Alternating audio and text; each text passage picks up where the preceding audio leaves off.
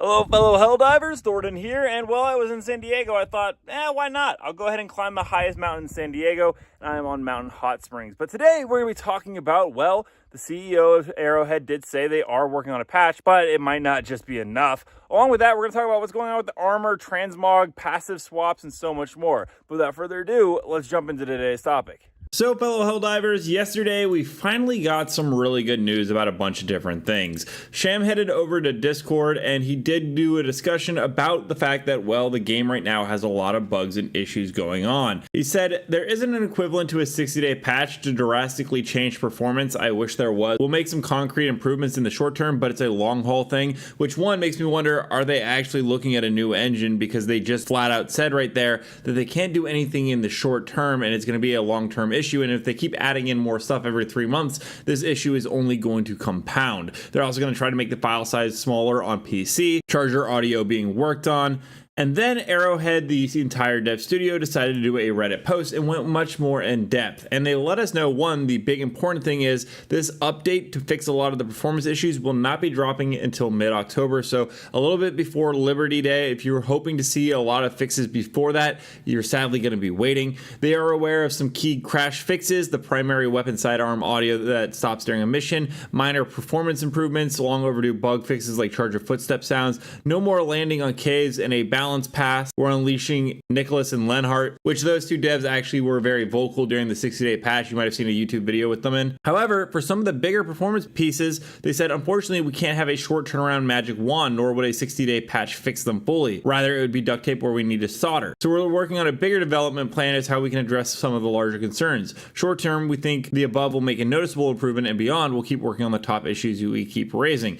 And along with that, they're going to be more transparent, which I will say Arrowhead has been very transparent in the past. We do need to cut them a little bit of slack on that. They've been quiet for like the last 2 weeks, but they're probably trying to figure this out. But again, going back to what they said, they're going to have to come up with a longer term plan. They need to either figure out the server issues, because I did see a Reddit post that said maybe it's a desync issue with a lot of these problems, and it came from an IT service person.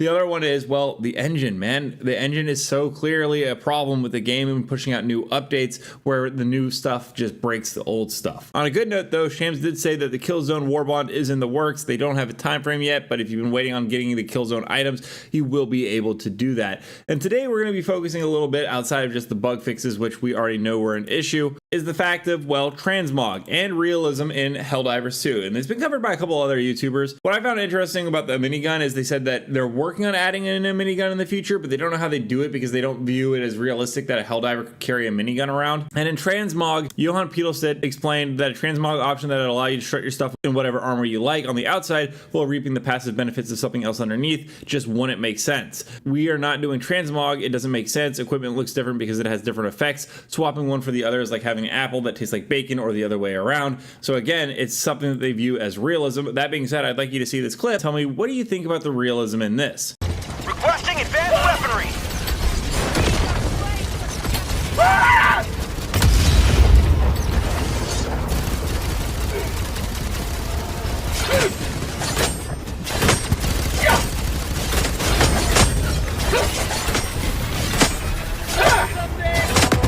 Sending in an eagle!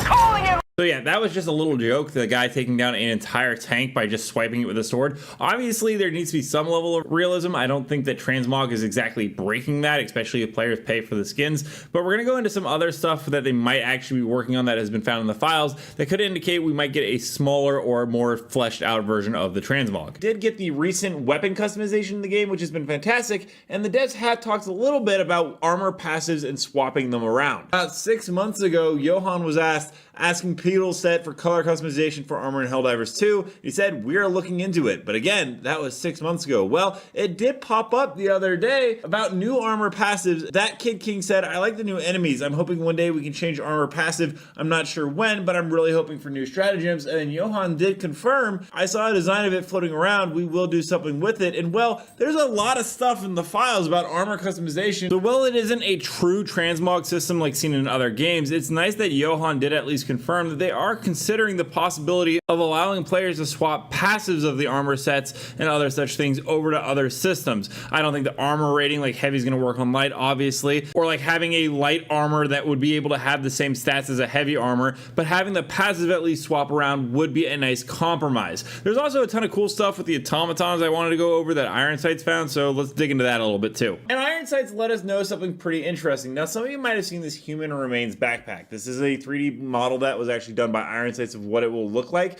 and there's actually one in game right here that he was able to show where it's on the ground. It's, as you can see, backpack size. It'll be put on our back, and you might be thinking, did you just say Human Remains? And that is 100% correct, as Iron Sights let us know that the backpack is going to be used in two automaton objectives, chemical and remains. He said it probably started as the chem objective, and the more recent iteration is the remains objective. You are instructed to go and collect human remains from a processor, bringing it with you to a specific location. It's likely the human paste created by the automatons, and we're trying to find out what they're turning people into, and I'm pretty excited to see where that storyline goes. But along with that, Iron Sights let us see this, and it's called A Prayer into the Abyss. He didn't give us much more information, but I'll go ahead and play the clip right here.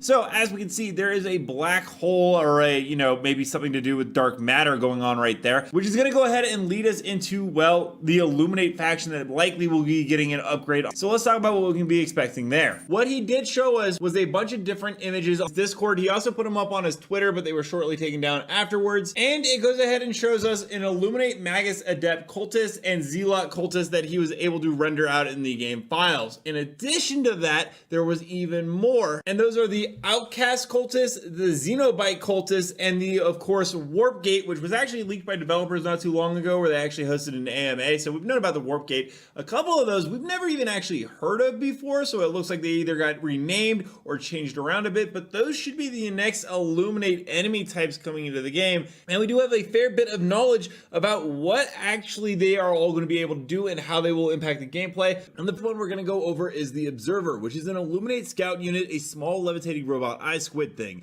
In Helldivers 1, it was cloaked at all times, so you're not going to be seeing this when you're running around on the map, unless it was spotted directly by players, at which point it sounded an alarm that caused other Illuminate units to teleport in before recloaking itself and running away. Iron Sights was actually able to show us what this would look like in game, and as you can see here, it is a pretty large unit, and it moves around through the air, floating around. Let me know down below, guys, what do you think of the absolutely stunning views from this mountain? I'm supposed to keep out, I guess. Also, don't forget to check out my outdoor channel right here, and until next time, everyone, thanks for stopping by. Keep spreading managed democracy.